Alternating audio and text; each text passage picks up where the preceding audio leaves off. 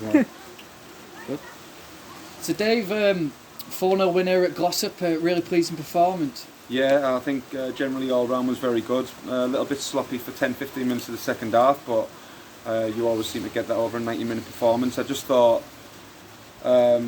we pieced a lot of things together for that's been seen in fits and starts in the previous games to sort of come together for a bit longer tonight. So that's what we're aiming for in pre-season. It wasn't a complete performance, but certainly on the right tracks. And then we've got 3 tough games now, playing against teams in higher leagues. Grimsby will be a tough test on Friday, which will be probably a little bit different tonight. We won't see as much as the ball, but we'll continue playing the way we want to. And then Curzon and Farsley leads us nicely into the first game of the season.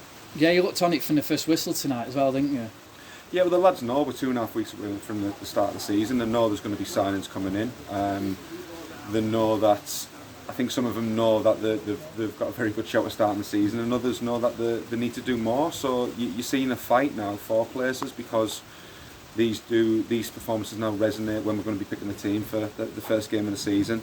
And we're starting to piece together the team in terms of different understandings. So you'll see that the left side has played the last 2-3 games together, because we think they're looking very strong down there, and we want to continue building that understanding.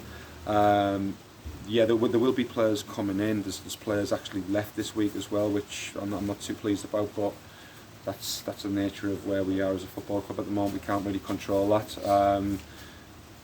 We'll see. Yeah, I've definitely got one coming in Friday, and that'll be announced on Friday. And we just do look a little bit weak, and the concerns for me, Brad Roscoe going off tonight, a couple of lads still carrying knocks, and a couple of lads who I don't think will make the first game of the season. But it's give others opportunities, and I think they've really stepped up to the plate. I thought and I think Harry Benz has been magnificent in pre-season, where at the beginning of the season he still had a beginning of pre-season he had a little bit of proof because of his injuries. I'm looking at him now and thinking he's starting to put a real claim for a share coming the first game of the season. And they're the players who you think, yeah, they've had them opportunities because of the injuries, and now they're looking like strong contenders. Is it disappointing, as you say, that players have decided to leave now? Do maybe not your choice as well? Yeah, I mean, they commit to the football club at the beginning of pre-season, but it's a non-contract form, and I think we can be seen as a little fish in the league at times because of the money that we're spending. So we've lost Sineadu, which I'm disappointed about. We've lost Andy Hollins, who originally came in with us pre-season. Again, disappointed about it. And I've got approaches for 2 more players in the dressing room who I'm having to, like, my daily schedule at the moment is fending clubs off. And I'm trying to bring in new signings as well. So it is disappointing, and it's trying to get our head around. Yeah, we are at that position as a football club, but it's a constant battle to recycle players, which can become frustrating at times. But again, we've got to back ourselves and just continue that hard work and bringing players in. And like I said before, we've got to turn £100 players into £200 players. Unfortunately, at the moment, teams are giving them the £200 we can't keep them. But yeah, that's where we are. It's frustrating. It's frustrating, and I couldn't tell you what our starting 11 would be, because I don't know, with injuries and players leaving, who that's going to be. So we've got to do our work, get players in this week, and we've already started with that. Is that the frustrating thing, that maybe players are going for the extra money rather than they know what you can offer them in terms of the coaching as well? Yeah, I don't want to comment too much on it. It's it is just frustrating. We're not in a position where we can give contracts out. So the lads who are on contracts, they've even had approaches this week, which is the frustrating part. But yeah, that's where we are. We just got to get on with it.